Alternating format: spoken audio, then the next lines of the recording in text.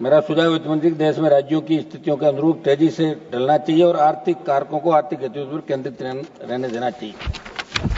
सभापति जी, दवाइयों पर छूट, आपने कैंसर सहित कई दवाइयों पर कस्टम छूट की बात की, लेकिन मैं आपके माध्यम से सदन को अवगत कराना चाहूंगा, आपसे मांग करूंगा मैं सरकार से कि मस्कुलर एट्रोफी और डिस्ट्रोफी जैसी बीमारी के इलाज के लिए विदेश से इंजेक्शन खरीदने पड़ते हैं, उसकी कीमत 16 करोड़ से अधिक है, तो आम आदमी के लिए खरीदना संभव नहीं है। मेरी मांग है ऐसी गंभीर बीमारी के इलाज के लिए दवाइयों का उत्पादन भारत में शुरू और सरकार के स्तर से आयात करके निःशुल्क उपलब्ध करवाने की। मैं देखता हूं कि सोशल मीडिया के माध्यम से लोग प्रयास करते हैं बच्चों को बचाने का, लेकिन वो 2, 5, 7 करोड़ रुपए तक ही इकट्ठा कर पाते हैं, वो 16 करोड़ की रेंज तक नहीं पहुंच पाते। हम भी अपील करते हैं, तो मेरी ये मांग है कि सरकार इसके अंदर ध्यान दें। सभापति महोदय, कृषि उपकरणों पर टैक्स फ्री, मेरी मांग है कि ट्रैक्टर सहित कृषि उपकरणों को जीएसटी मुक्त करने का आवेदन प्राप्त हो। मैंने कई बार मांग उठाई, पुनः सदन के माध्यम से मांग करता हूं, ट्रैक्टर सहित कृषि उपकरणों को जीएसटी फ्री किया जाए। सभापति महोदय, आज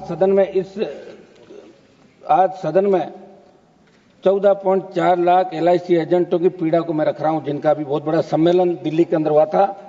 ये वही लोग हैं जो देश के 40 करोड़ से ज्यादा पॉलिसी धारकों ने बीमा सुरक्षा इन तक पहुंचाते हैं, लेकिन आज इनकी रोजी रोटी पर संकट खड़ा कर दिया गया। सरकार और IRDAI ने मिलकर ऐसे नियम बना दिए जो LIC एजेंटों के पेट पर लात मारने का काम करें। मेरी मांग है कि इनकी LIC एजेंटों की बात को भी सुना जाए। सभापति महोदय, ऋण सीमा बढ़ाने के साथ आय बढ़ाने के उपायों पर सरकार को विचार करना चाहिए। आपने बजट में किसान क्रेडिट कार्ड की ऋण सीमा को 3 लाख से 5 लाख रुपए करने की घोषणा की। इस निर्णय का अध्ययन किया तो सामने आया कि सरकार की मंशा केवल दिखावा करना, क्योंकि देश के किसान, मछुआरे और डेयरी किसान पहले ही कर्ज के बोझ तले दबे हैं। उनकी आय नहीं बढ़ी, समर्थन मूल्य नहीं बढ़ा, प्राकृतिक आपदाएं लगातार खेती को नुकसान पहुंचा रही है और सरकार सिर्फ ऋण सीमा बढ़ाकर अपनी जिम्मेदारी पूरी मान रही है। इसलिए कर्ज बढ़ाना समाधान नहीं, आय बढ़ाना जरूरी है। मैं मांग करता हूं कि आय बढ़ाई जाए। सभापति महोदय, भारत और IIT, सभापति जी, भारत सरकार ने दावा किया कि पिछले 10 वर्षों में IITs में विद्यार्थियों की संख्या 65,000 से बढ़ाकर 1.35 लाख कर दी गई और हाल ही में स्थापित 5 नए IITs में 65,600 छात्रों के लिए अतिरिक्त